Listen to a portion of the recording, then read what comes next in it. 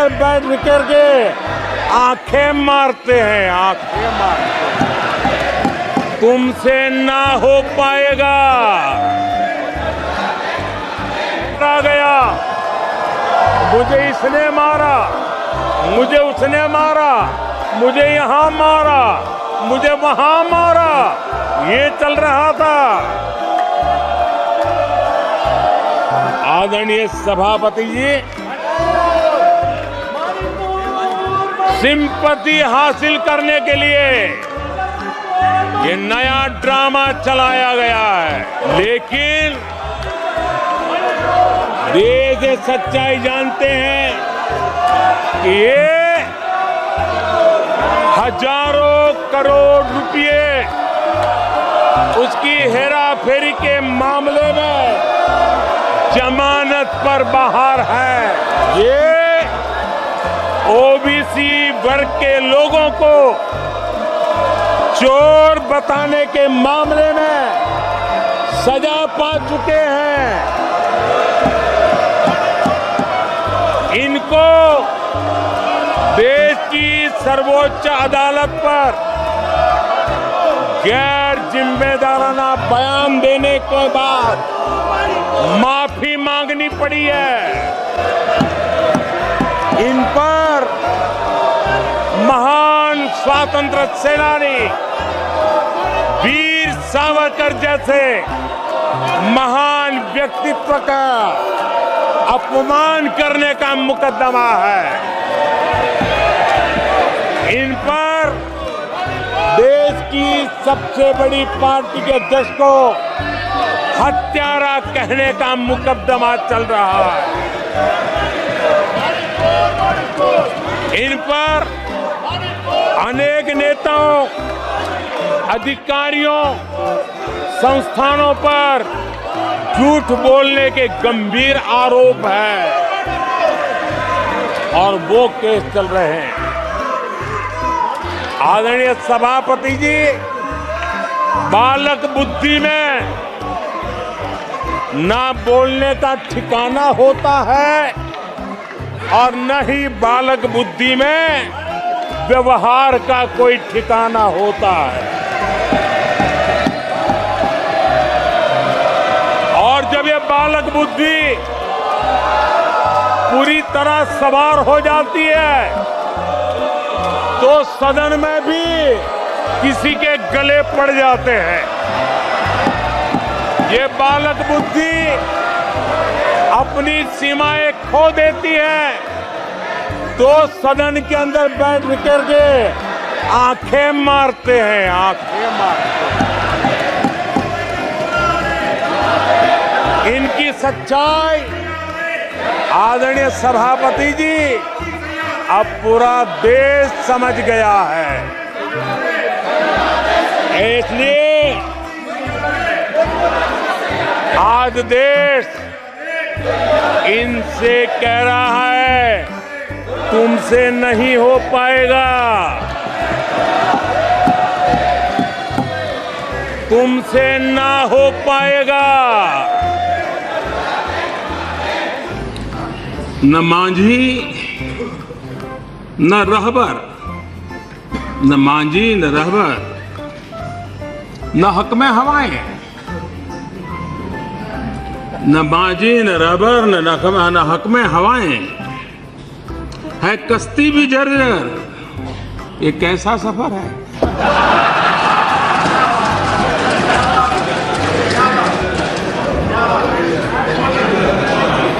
कभी तो लगता है कि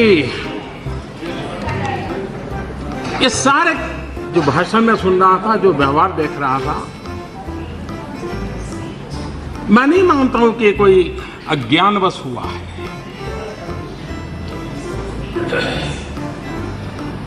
और न ही ये झूठे आत्मविश्वास के कारण हुआ है। ये इसलिए हुआ है कि अहंकार इस प्रकार की प्रवृत्ति करने के लिए खींच के ले जा रहा है। मोदी हटाओ और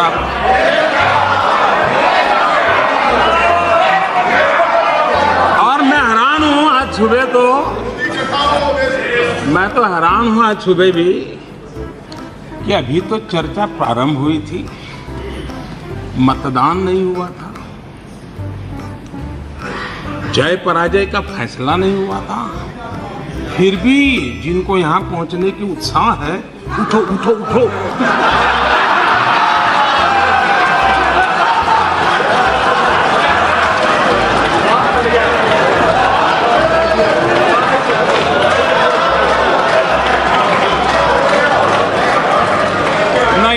कोई उठा सकता है न बिठा सकता है, 125 करोड़ देशवासी बिठा सकते हैं, 125 करोड़ देशवासी उठा सकते हैं। लोकतंत्र में जनता पे भरोसा होना चाहिए, इतनी जल्दबाजी क्या है?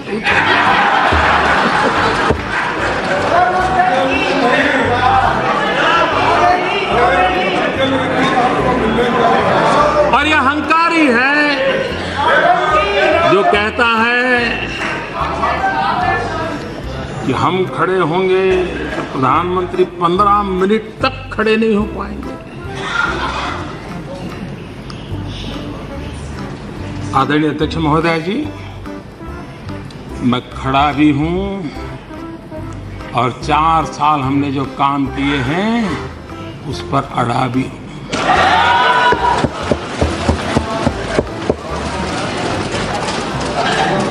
हमारी सोच उनसे अलग है। हमने तो सीखा है सार सार को गही रहे, थोथा दे ये उड़ाए। खैर, मैं सार ग्रहण करने के लिए काफी कोशिश कर रहा था, लेकिन आज मिला नहीं। यहां ऐसे विषयों को स्पर्श किया गया। आजकल शिव भक्ति की बातें हो रही है। मैं भी भगवान शिव को प्रार्थना करता हूं। मैं 125 करोड़ देशवासियों को भी प्रार्थना करता हूं, आपको इतनी शक्ति दें कि 2024 में फिर से आप अविश्वास प्रस्ताव ले आए।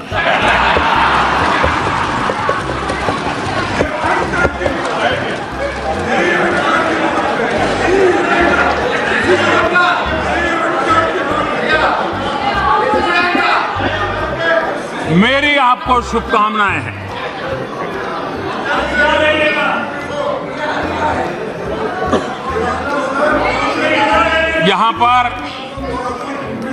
यहां पर डोकलाम की चर्चा की। मैं मानता हूं कि जिस विषय की जानकारी नहीं है, कभी कभी उस पर बोलने से बात बड़ी उल्टी पड़ जाती है। उसमें व्यक्ति का नुकसान कम है, देश का नुकसान होता है। और इसलिए ऐसे विषयों पर बोलने से पहले थोड़ा संभालना चाहिए। हमें एक घटनाक्रम जरा याद रहना चाहिए। जब सारा देश, सारा तंत्र, सारी सरकार एकजुट होकर के डोकलाम के विषय को लेकर के प्रवृत्तिशील थी, अपनी अपनी जिम्मेवारियां संभाल रही थी, तब जो आज डोकलाम की बातें करते वो चीन के राजदूत के साथ बैठते हैं।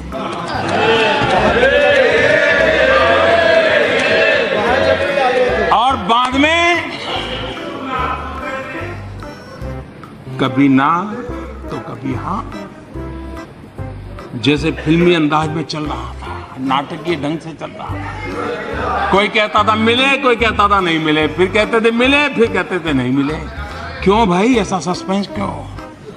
मैं समझता हूं, और कांग्रेस प्रवक्ता ने तो पहले साफ बना कर दिया था कि उनके उपाध्यक्ष चीनी राजदूत को मिले ही नहीं है। इस बीच एक प्रेस विज्ञप्ति भी आ गई और फिर कांग्रेस ने मानने के लिए मजबूर होना पड़ा, हाँ मुलाकात तो हुई थी। क्या देश के विषयों कोई गंभीरता नहीं होती क्या?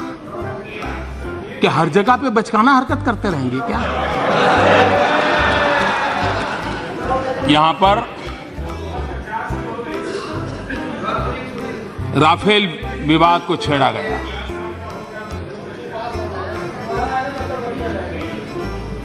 मैं कल्पना नहीं कर सकता हूं कि सत्य को इस प्रकार से कुचला जा सकता है, सत्य को इस प्रकार से रौंदा जाता है और बार बार चीख चीख करके देश को गुमराह करने का काम।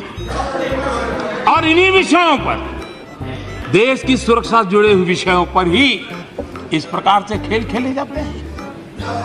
ये देश कभी माफ नहीं करेगा। ये कितना दुखद है कि इस सदन में लगाए गए आरोप पर दोनों देश को बयान जारी करना पड़ा।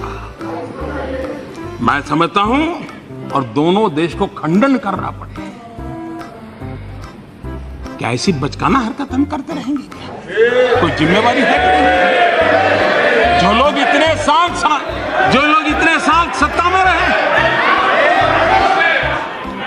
बिना हाथ पैर के, बिना कोई सबूत, बस चीखते रहो, चिल्लाते रहो।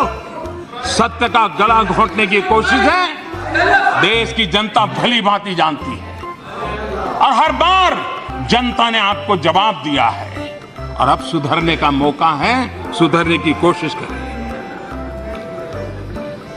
ये राजनीति का स्तर देश हित में नहीं है। और मैं इस सदन के माध्यम से अध्यक्ष महोदय जी, मैं देशवासियों को विश्वास दिलाना चाहता हूं, देशवासियों को आश्वस्त करना चाहता हूं कि ये समझौता दो देशों के बीच हुआ है। ये कोई व्यापारी पार्टियों के साथ नहीं हुआ है, दो जिम्मेवार सरकारों के बीच में हुआ है और पूरी पारदर्शिता के साथ हुआ है। और मेरी प्रार्थना भी है कि राष्ट्रीय सुरक्षा के मुद्दे पर, इतने संवेदनशील मुद्दे पर ये बचकाना बयानों से बचा जाए। ये मेरा आग्रह है और नामदार के आग्रह में मैं प्रार्थना ही कर सकता हूं, क्योंकि हमने देखा है एक ऐसी मानक प्रवृत्ति बन चुकी है कि देश के सेनाध्यक्ष को किस भाषा प्रयोग किया गया, क्या कभी होता है? क्या देश के सेनाध्यक्ष के लिए इस प्रकार की भाषा का प्रयोग किया जाएगा?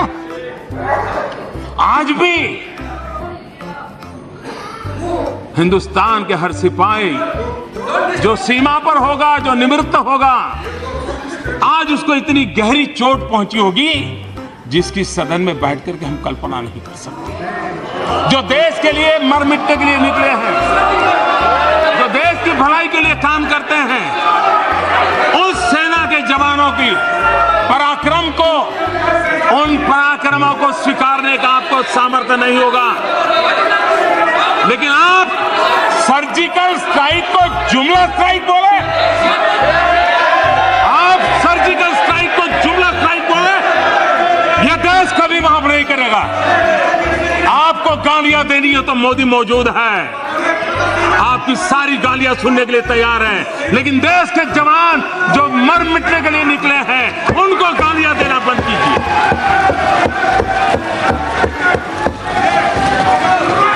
सर्जिकल स्ट्राइक को जुमला स्ट्राइक, इस प्रकार से सेना को अपमानित करने का काम निरंतर चलता है। यही जानते हैं।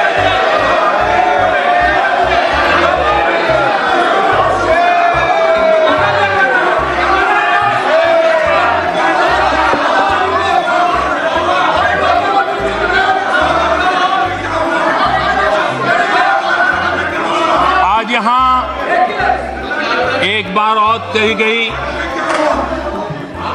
यहां पूछा गया कि प्रधानमंत्री अपनी आंख में मेरी आंख भी नहीं डाल सकते। माननीय अध्यक्ष महोदया, सही, हम कौन होते हैं जो आपकी आंख में आंख डाल सके? कोई गरीब माँ का बेटा, पिछड़ी जाति में पैदा हुआ, गांव से आया है। आप तो नामदार हैं, नामदार, हम तो कामदार हैं। आपकी आंख में आंख आंख डालने की हिम्मत हमारी नहीं,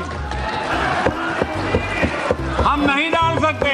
और इतिहास गवाह है अध्यक्ष महोदय जी, इतिहास गवाह है, सुभाष चंद्र बोस ने कभी आंख में आग डालने की कोशिश की, उनके साथ क्या किया।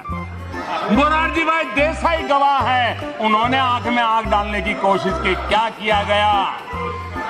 जयप्रकाश नारायण गवाह है, उन्होंने आंख में आग डालने की कोशिश की, उनसे साथ क्या किया गया। चौधरी चरण सिंह, उन्होंने आंख में आग डालने की कोशिश की, उनके साथ क्या किया। सरदार वल्लभ भाई पटेल ने आंख में आग डालने की कोशिश की, उनके साथ क्या किया गया। चंद्रशेखर जी ने आंख में आग डालने की कोशिश की, क्या किया गया। अरे प्रणब मुखर्जी ने आंख में आग डालने की कोशिश की, क्या किया गया। अरे इतना ही नहीं, हमारे शरद पवार जी ने आंख में आग डालने की कोशिश की थी, उनके साथ भी क्या किया गया था। मैं सारा कच्चा चिट्ठा खोल सकता, ये आंख में आंख। और इसलिए आंख में आग डालने की कोशिश करने वालों को कैसे अपमानित किया जाता है, कैसे उनको ठोकर मार के निकाला जाता है। एक परिवार का इतिहास इस देश में अनजान नहीं है, और हम तो कामदार है, भला हम नामदार से आंख में आग कैसे डाल सकते हैं। और आंखों की बात करने वालों की आंखों की हरकतों ने आज टीवी पे पूरा देश देख रहा है, कैसे आंख खोली जा रही है, कैसे बंद की जा रही है।